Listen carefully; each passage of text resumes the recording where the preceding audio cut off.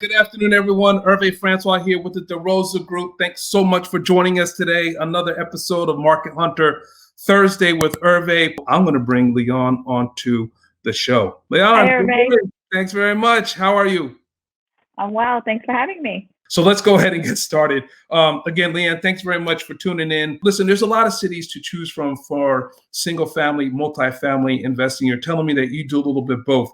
Why did you choose Boston? What makes Boston so attractive to you for your real estate investing? For me, real estate is my hometown, apart from Vietnam. So it's a market that I know really well. And it's something that I feel like I can confidently invest in without, questioning my knowledge of geography. I started my investing originally in New Hampshire, and I own a property in Florida, but pretty much over the last 5 years have consolidated everything back to Massachusetts. It's a market I know really well. I can talk about the rents, without having to go online, Google it.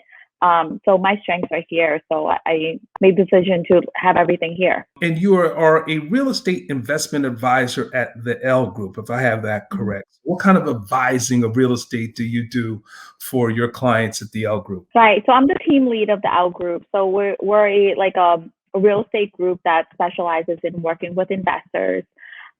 So how I work is I use the analogy of I'm basically a financial advisor, except I'm not looking to advise you on life insurance products, mutual funds, things like that. The product that I'm advising you on is real estate. Whether this house would be, fitting of the return you're looking for, is it geographically, close to you, and how would you like to deal with, this type of tenant class, this type of appreciation, things like that. So that's why I feel like I'm much more of a consultant, of a advisor than just a real estate agent. Got it.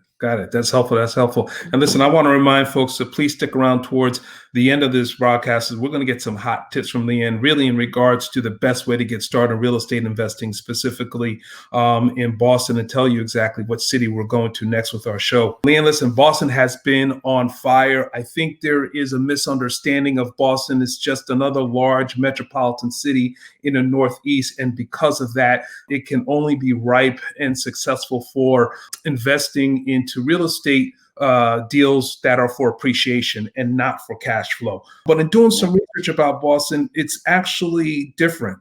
There are some nice cash flow opportunities. Do you believe in that there are cash flow opportunities in Boston besides appreciation? What does your portfolio look like? Which ones are you attracted to the most? Is it one versus the other, or is it a mix of both? For me, to answer the second question, it's a mix of both. I personally don't do anything, too cheap or too expensive. I'm always pretty much value oriented. So I'm somewhere in the middle. For my personal choice, my personal portfolio, I do a mix of cash flow and appreciation. So what that means is that I choose a B class area. C's and there's some D's of the world, right, are definitely high cash flow, high turnover. And then there's A's, which are 100% counting on appreciation. Mm-hmm. So I live somewhere in between.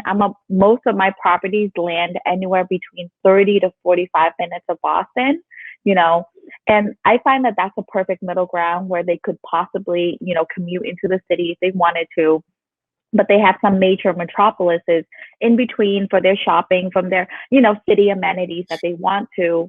Right. And I'm still going to get a strong return on my investment. So to that notion, is there much investment? Is there much renovation or repairs that you have to do on the Class B type assets that you are purchasing? And what's the average number of units that you are purchasing? Is that in line with what you see other investors are doing coming into Boston on average number of units and the asset class that they're purchasing in the area? So we're probably in a B asset class in terms of condition. My personal choice has always been, pretty much cosmetic to turnkey only. It's pretty rare that there is such thing as a completely turnkey multi anyways. Right. So no more than paint and refreshing rooms and floors and things like that. That's something that I find to be the most fitting for my investing choice. And most of my clients in this area tend to be white collar, professionals who don't have a lot of time and resources to be able to monitor projects, turnover units, as well as, basically screen all the tenants. So they tend to choose a more moderate project, never like a huge rehab. And with that, they're still able to get a pretty fruitful investment. What I stated earlier that median rental prices are about 1,500. Is that what you're seeing and other investors are seeing in the area? And obviously that can, based on mix of 1 and 2 bedrooms and things like that. Right. Is that the kind of average that you are renting out some of your units? What can investors, think about from, a median rental perspective? I would say, so I classify the Boston market, because we're saying this pretty generally. The Boston market, I group it, pretty much within 1 hour radius. So there's a primary market, Boston proper, if you will, like, Beacon Hill, Back Bay, like the beautiful areas of Boston that we all know and tourists would know. And then there's the secondary market, which is, that 30 to 45 minutes where you still have access, but, you still can count that you say that you invest in Boston. So regards to that, I can comment on the averages of both areas. I would say the average rent in the primary market is much closer to a 2,000, because a decent one bedroom is going to run you around $1,800. A 2-bedroom, you're in the mid 2000s. If we're talking about, and these are moderate conditions, nothing too absurd, but nice with some parking. I have personal friends in Southie, which is a really beautiful area of Boston, South Boston, that's paying $4,000 for a 4-bed, 2-bath, and they think they're getting a great price. Wow. Well, I'm glad. So that's the reality. Yeah. I'm glad I know. That kind of rent, that's crazy. Take all their money. How the hell am I going to go out at night? They think that they're getting a deal. They're like, oh my God, like this is so good. I was like, okay. Those are the best. And then with the secondary kind of tenants. Yeah. Oh no, for sure. They're so well qualified. I'm very lucky to know them. Right. But with the secondary market, you like that is probably close to the $1,500 stat, because any sort of stat, you have the standard deviation of really high versus really low, right? Right. So with the secondary market, you're much closer to that 1,500. Like my Marlboro property, for an attic 1-bed in a 3-family is getting $1,400. Wow. That's a pretty good rent. Yeah. And a 2-bed, you're looking around $1,700. Okay. So listen, put this in returns for us, because as real estate investors, we talk about IRR returns, we talk about cash on cash returns. Some people, are more attracted to one metric or another. What metric are you most attracted to besides dollar coming into Leanne's pocket? And specifically, how do you go about by picking your spots in regards to where you can, best get those returns? Right. So for me, the metric that is most meaningful, because I invest in small multis. So while I'll do as big of a deal as say 25 units, but 25 units is a lot of money in Boston. So I don't just tend to run into those properties often. So I tend to hang in that like under 10, obviously 3 to 10 units. So smaller multis. And for those, the cap rate is not really going to be the exciting indicator for the value of the investment.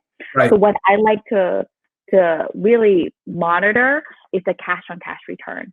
Okay. How hard is my money working for me, and when will I get it back, basically, right? Because you have the year over year cash on cash. So I like to measure that the best. When you are putting tenants into your properties, what's the average length of the lease term that you are putting them in? Is it unheard of to have tenants in there for 2, maybe even 3 years, especially if you can build a rent escalator into that lease for yourself? My tenants tend to stay anywhere between, I would say 2 to 4 years. My sweet spot's definitely 1 to 2 beds, because people naturally outgrow those spaces. Mm-hmm. And, they stay long enough that I'm going to get my renovation money back, but, not too long that I can't increase their rent without feeling kind of bad. Right.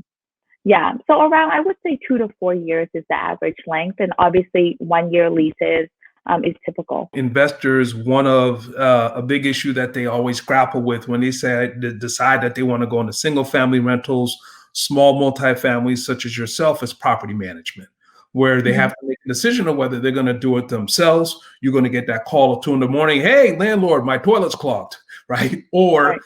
you're going to go ahead and outsource. You're going to go ahead and pay a property management company for that. How do you balance that in regards to the number of units that you have where you feel that it's worthwhile to go ahead and outsource it? What kind of fees do the property managers in Boston charge for their services? For me personally, I choose to PM everything. Like I did analysis a long time ago that my highest and best use is like in my job, it's helping clients. So that's going to be my highest use. My highest use is not contacting tenants to collect rent and, running around and switching keys.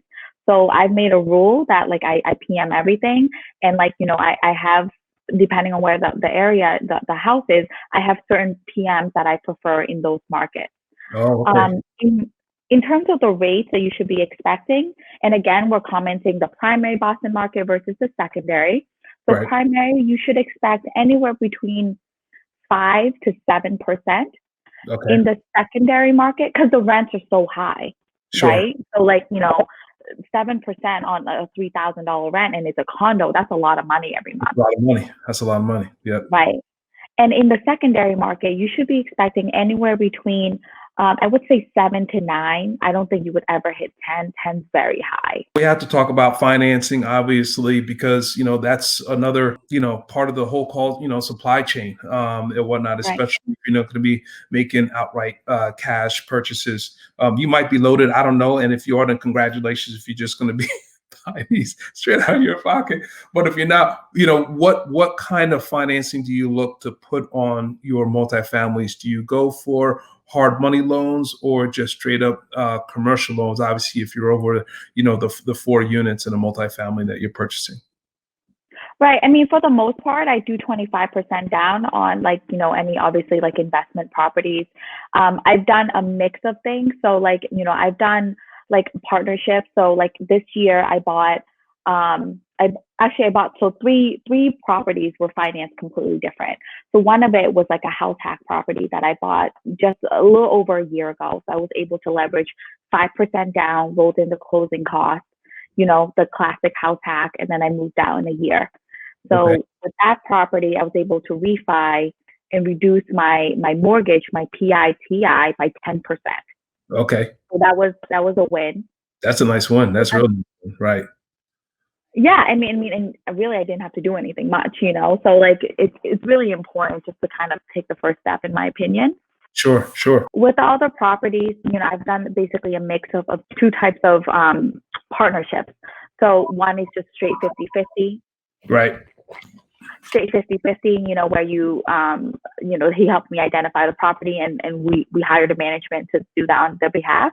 Yep. The other one is a little bit more interesting, where there are 4 partners involved. I'm one of 4. We're buying this larger asset. This was a commercial deal. Okay. And the general partner doesn't actually put money down. So 3 of us put money down on the down payment and the reserve, but he manages all the properties, does all the construction, and basically it's as passive as you can get, but we have 25% equity each. So that was a little bit different. Yeah. And that was 20% LTV.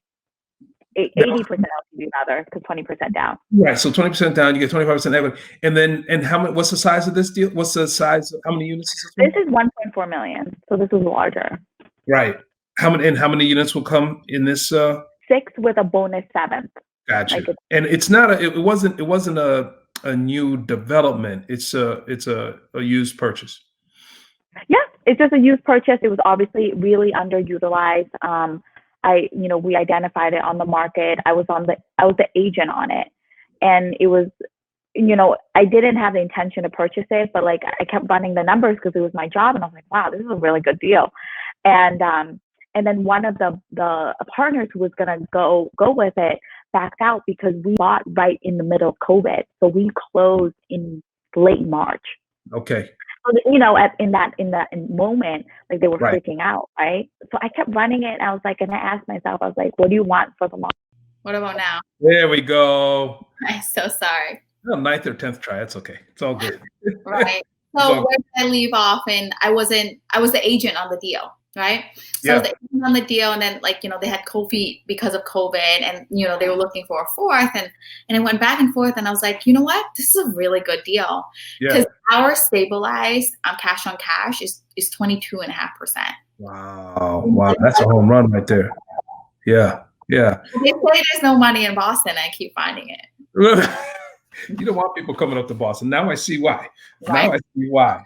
With the median incomes and average home prices rising in Boston, it's been forcing a lot of people to think about renting versus purchasing. It's not only happening in Boston, it's happening all over the place. What have you been seeing folks doing? Is there any kind of migration trends taking place with metropolitan Boston and its surrounding feeder towns, whether it's choices that millennials are making right now, or even families that are looking to say, you know what, need to go out of, downtown because, we want more space. Plus we want to be safer. Obviously the pandemic is forcing a lot of people to make choices that otherwise they wouldn't have been making this year.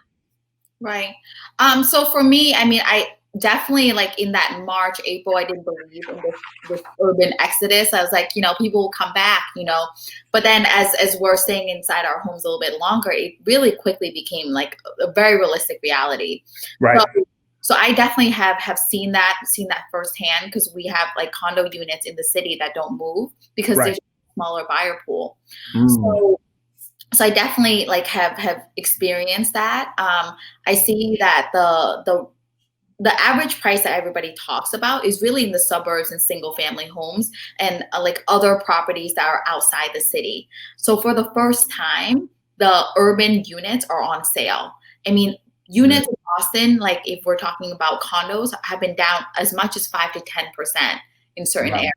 It's so rare in our market, but it's on sale, guys. Yeah, things are on sale. So this is the first time you've seen price depreciation in some of these units in downtown. Yes. In years, probably since 2008, the last, recession. Exactly. For as long as I remember. And it's the first time in history that rent has gone down in Boston. Because rent has always incrementally gone up. Even, in the 08s, people still needed to rent because all the foreclosures would then make them rent. So for the first time in Boston with rental decreases as much as 15%. Wow. So do you view that as opportunity, or are you chasing the money to the outskirts of Boston where folks are moving to, which I'm sure artificially is inflating the prices of small multifamilies and single families in those suburbs of Boston? For me, I feel like right now I'm planning obviously for 2021. What am I going to do? I am very, very closely monitoring what units make sense in Boston for me to execute, because that's really a short-term investment, because that's just not part of my long-term portfolio to own a bunch of condos. But in this moment when things are a little bit on sale, and I'm going to get good rents for it, I'm going to definitely execute. But if a deal hits my metrics, which is 10% cash on cash at minimum, that's that's how I screen it. Is it in good condition? Does it have the 10% cash on cash? And is it in a good area that I feel like I have a PM? I will still buy it. And I have relationships in those areas that I'm fostering. I'm planting those seeds, and they will. So they'll come around in the next 6 months or so. Okay. Yeah. You know what? I actually tend to agree with you. I think there's definitely, a lot of fear, a lot of concern, understandably so, which has been causing people to move out of Boston. As you can imagine, the same exact thing is happening in New York City with folks moving to the outskirts, Connecticut and Jersey as well, and even upstate New York. I do expect whether they come back at the same volume that they left, I'm not sure, but I do believe that folks are going to start to come back as the temperature calms down and the clouds settle a little bit, because at the end of the day, folks still want to be in and as very close to the city as possible. I can imagine for Boston as well. What just continues to drive the employment growth, the population growth, just overall growth in Boston alone? Would you say that it's existing employers expanding their offerings there, which is, obviously bringing on more employees. Has been more and more employers moving into the area because obviously Boston is rich with their, really very well educated, talented pool, engineers, hospitality, hospitals, healthcare, financial, and so on and so forth. So you guys have a great mix of industries, great mix of companies. Is that what just continues to fuel the growth in the area? I believe so. I mean, Partners Healthcare is our number one employer, which not only employs like the research sector, obviously just general practice, like, patient care, because we have premier medical facilities that people come, not only nationwide, but internationally for Yeah, care. Mass General, absolutely. Yep. Yeah.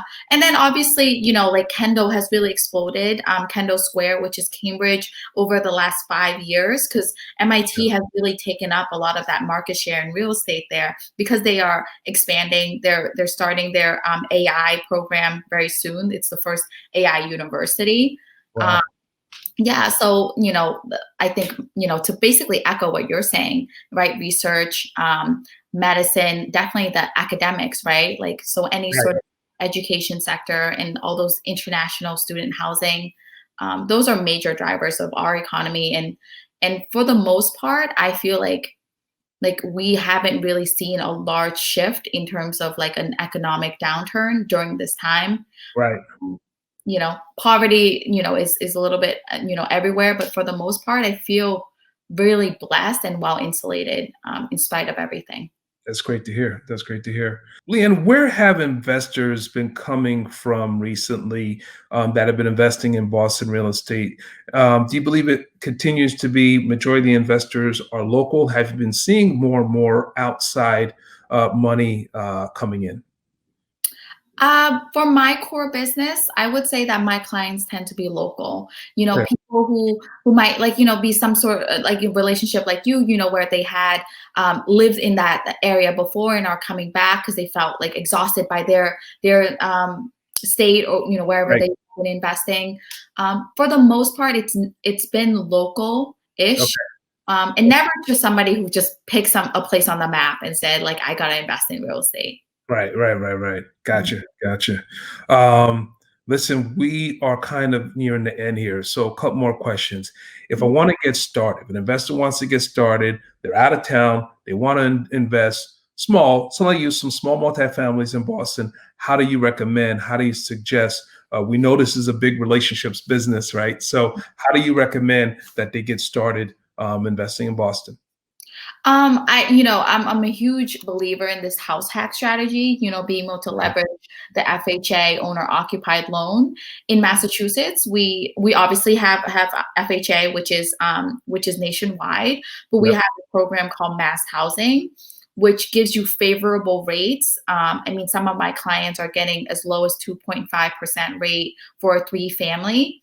So not Wow. only are they putting as little as 5% down, they're getting better rates. They're doing conventional financing. So the PMI will drop after they hit 20% equity instantly. And Right. you have to refi. And they get down payment assistance. So there's so many different like vehicles, like by using this kind of owner occupied house hack strategy, Right. if you obviously have the intention to live here, for that. Alternatively, obviously you have the conventional financing. Right. And once you get, I'd imagine once you get, that's really helpful. Once you get to that 20 to 30% equity, you can really start thinking about refining if the lender, allows you to at that point. And then at that point, you can, depending on what that equity amount is, you can pull it out and reinvest and just do an outright cash out refi. Right. Or you can do a HELOC, a home equity line of credit. That's true too. So, Yes. if you bought it 5%, you wait, say 12 to 20 months, right? And you hit your 20% equity, you don't have to sell the house. You don't have to really do anything. You Right. can get into the equity line, take that 15% delta and put it into another property. You're still sitting at your own house.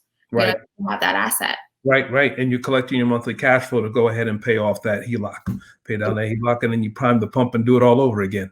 Yep. That's I ideal. think you're on to something. I'm watching you, Leanne. You're on to something. You're on to something. Listen, we're coming towards the end of this. when you talk about neighborhoods and, is imagining folks want to come in, B type neighborhoods, B type assets, where would you recommend they kind of plant their flags to start their investing in Boston? If they're very specific on being in Boston, an area that I think that deserves a little bit more credit is East Boston. It's Okay. right next to the airport. It has access to the Blue Line, which is the newest line. So great public transit that way, and it's City of Boston. So what that means that it has a very favorable tax rate. Boston and Cambridge have very inexpensive tax rates for properties. East Boston's great if you want to go over the river to go to Cambridge. East Cambridge is a great market. Sure. That's more expensive, Okay. but really, really nice tenant class. And I mean, you're buying A. Right. You're buying it before it like really explodes. So some of the houses are still kind of ugly. It hasn't experienced this crazy condo conversion influx. So it's that like, it's only about 20 streets, East Cambridge. Got it.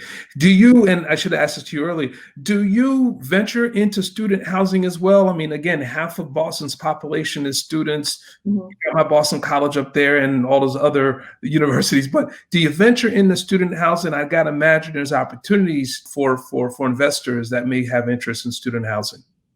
For me, I personally don't. The reason is because I don't want to basically like be pigeonholed to one type of tenant only. Like, I mean, that's why you've seen a reduction of price with some condos in the area, is because they were basically counting on the student housing for their entire investment. Sure. And now, they're not coming back. So Right. I like to be in an area where like I could potentially have student housing, professionals, things like that, potentially a short-term rental kind of opportunity. I really appreciate you being with us today. What can we do to help you out in everything that you do over there at the L Group and you're investing in Boston overall? I mean, you can definitely, reach out to me, support me. I'm definitely on Bigger Pockets a lot. I'm on a lot of different types of forums because I'm beyond that this is a job. This is something that I'm very passionate about, and I love educating people and talking about it. Right. So feel free to reach out to me, and like if you have any questions on anything in terms of the market, in terms of different markets, so I can compare it for you. Feel free to reach out. My email, my phone number, anything like that. Perfect. And we have your contact information right there. One last thing, if someone's coming up to Boston, they got a nice weekend, put to me a sample itinerary of where they should go, where they should stay, where they should do, where they should eat. Because you got the clam chowders, you got the Irish pubs, you've got it just goes on, Faneuil Hall, and you've got the non-tourist areas also. So I'll let you put that itinerary together for folks. So like 36 hours in Boston, like New York has that itinerary. Yeah. I think we have lobster at Legal Seafood and some clam chowder. That clam chowder is served at the inauguration ball, every 4 years. So it will be served soon. There. Yes. Right? So definitely that in the Seaport area, because you have a really beautiful view of the ocean. I would do the Freedom Trail. That's depending on if you're walking or biking, that could be like a 2 to 3 hour adventure. Yep. Esplanade is really beautiful. Tate is a great local cafe. They're really primely located in really beautiful areas of Boston. So you can basically just follow the Tate Trail to look at really nice areas of Boston. I really love Grill 23, which is a really, really great steakhouse. That's right in off of Boylston Street. I believe it's on St. James. Okay.